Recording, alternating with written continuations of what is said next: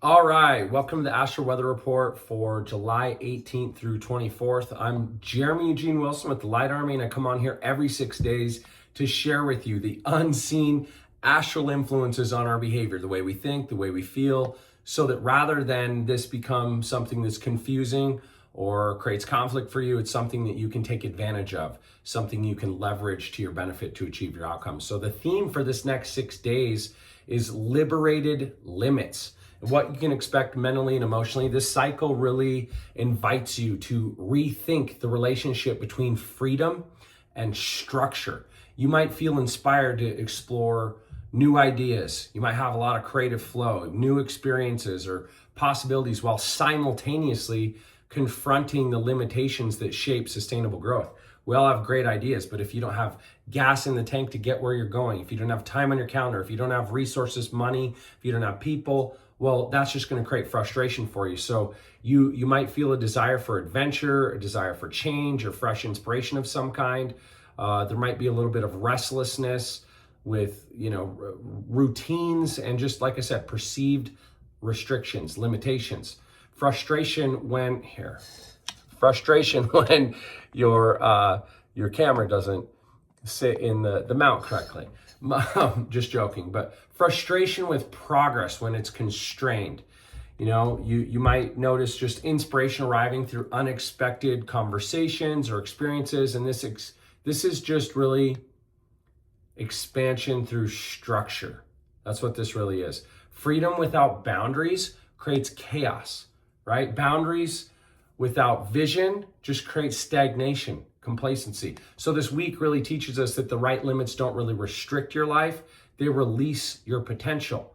Like when you put your energy into the right things, it moves you to predictable outcomes. The sun has moved into the 56th signature in human design. We call this the gate of stimulation, the gate of storytelling, the gate of exploration. In the I Ching, we call it the wanderer.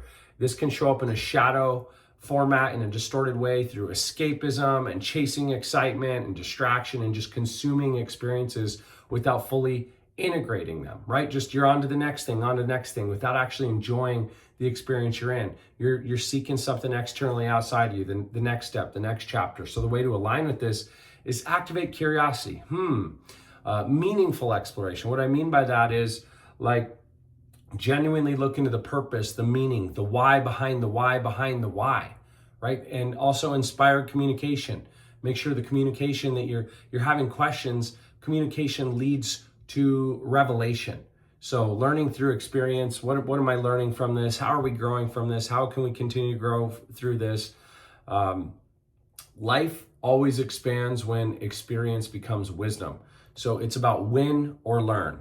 And that's what I mean by meaningful exploration and inspired communication. What am I learning? How can we use this to serve us to grow? The Earth has moved into the 60th signature. It's gate 60 in human design. It's the gate of acceptance, the gate of limitation. It's also known as the gate of innovation through constraint, which sounds weird, but it's real. In the I Ching, we call it just the hexagram of limitation. This can show up in a distorted way just with having resistance to what is, resistance to reality, frustration with the obstacles in front of you, feeling trapped in some way. So the way to align with this is accept the reality, accept the truth. The truth will set you free, but it will sting first. Accept that it stings, but be grateful for the clarity. Start to have discipline innovation. What are some ways that I can immediately transform this or make it completely irrelevant, whatever that frustration or that obstacle is? But you definitely might feel a little frustration. So creative breakthroughs come within healthy constraints. How can I do what I want to do? How can I create from where I am with what I have right now? And the core lesson this teaches us is just that, every single meaningful breakthrough begins by accepting today's reality. You have to love what is, even if it's ugly. The ugly truth far surpasses a beautiful ambiguity or a false reality, right? Delusion versus reality. Yes, it's easier to stay in escapism. It's easier to just be delusional, but it's better to be optimistically real. Just avoid this next few days. Like I said, escaping responsibility through just constant stimulation, busyness, resisting the limitations in your life, being angry about them. I'm sick of this. I don't want that. instead of learning from them? What is this teaching me that in the future I can change and have a different reality? Don't seek novelty without a purpose tied to it. Don't just seek novelty. You've got to have a purpose tied to it. Don't just focus on the short term. You might get a little dopamine hit, a little serotonin hit, but how is this benefiting me long term? Don't complain without constraints. Like, complaint doesn't lead us to anything positive. And definitely don't, over this next few days at any capacity, mistake freedom for a lack of discipline. Definitely, like I said, the biggest theme from this, if I were to anchor it and beat a dead horse on this, is just like learning from every experience. Whatever happens, let's use it. How can we use this? Most people that become successful don't become successful because they know what to do. They know what not to do. What did we learn? We learned 9,000 things not to do. In fact, Thomas Edison, 9,999 things not to do led to the 10,000. So it's more about what not to do instead of what it is to do. Explore new ideas with intention. Definitely what I mean by that is don't just start shooting off at the hip in the dark, with intention. Like the why behind the why. Why do I want that? And why do I want that? And why do I want that?